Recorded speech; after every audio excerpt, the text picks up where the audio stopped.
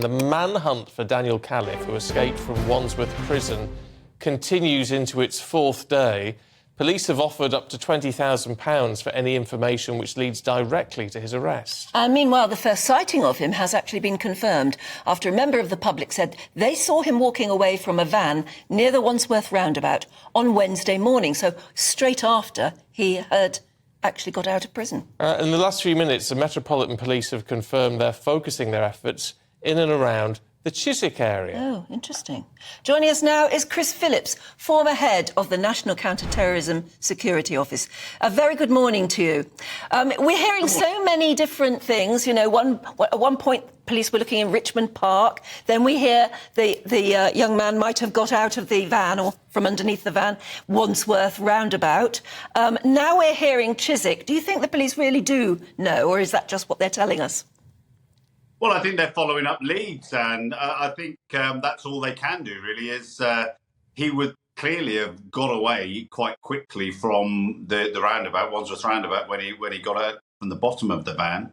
And then is which direction did he go? And then it's really just following up leads, following up contacts, people that he knew. He may well have contacts in Chiswick that the police have been looking at. And, of course, the key one here is members of the public. Members of the public are the eyes and ears of the police in this kind of situation, especially now that there's a £20,000 fee if someone dobs him in.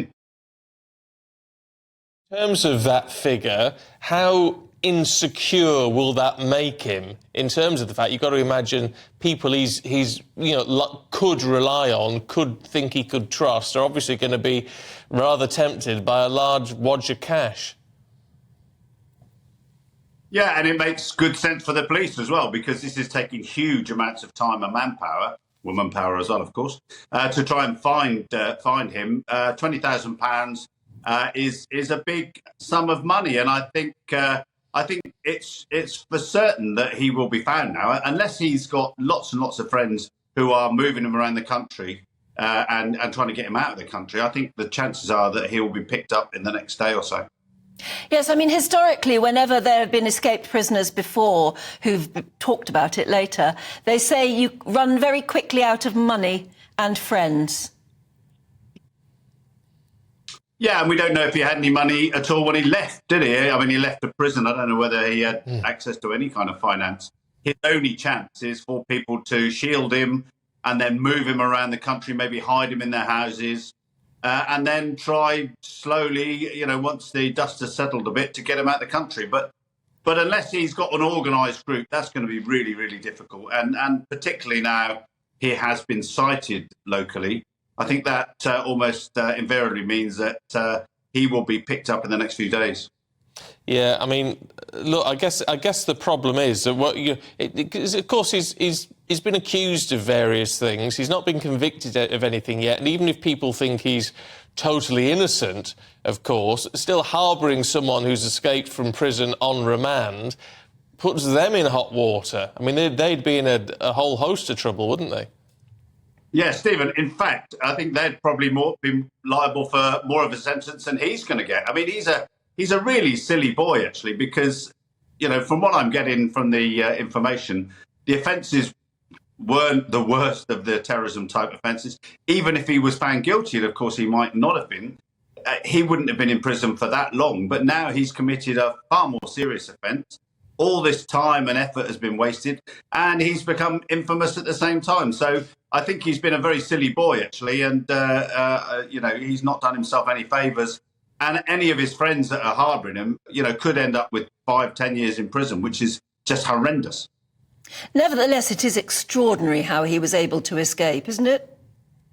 Yeah, it's like something out of a Tom Cruise film, isn't it? But, I think it's been said for many years that Wandsworth is a difficult jail these days. It's so old and decrepit. The fact that he was in there in the first place, you'd raise your eyebrows as a police officer dealing with someone for terrorism offences. He clearly wasn't considered a big risk, and he was able to get out, in the most basic way, really, climbing under a van. It's something that should just be standard procedure to search any vehicle that leaves the prison. I tell you what, I always find a little bit odd is even from sort of day one, police were saying, well, we're going to find him. It's only a matter of time. And you do wonder how, you know, if you're looking at even he could have possibly left the country, never mind just staying in the UK. But, you know, they're pretty sure in what they say, and they seem to have narrowed it down to one small part of London now. I mean, they're clearly pretty good good at their job, but good at gathering that intelligence.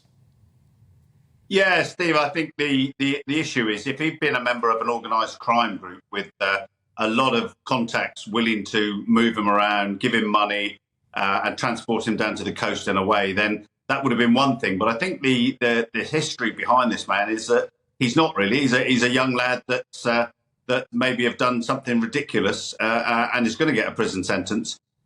Normal law-abiding members of the community don't like harbouring people that have been freed from prison or, you know, escaped from prison.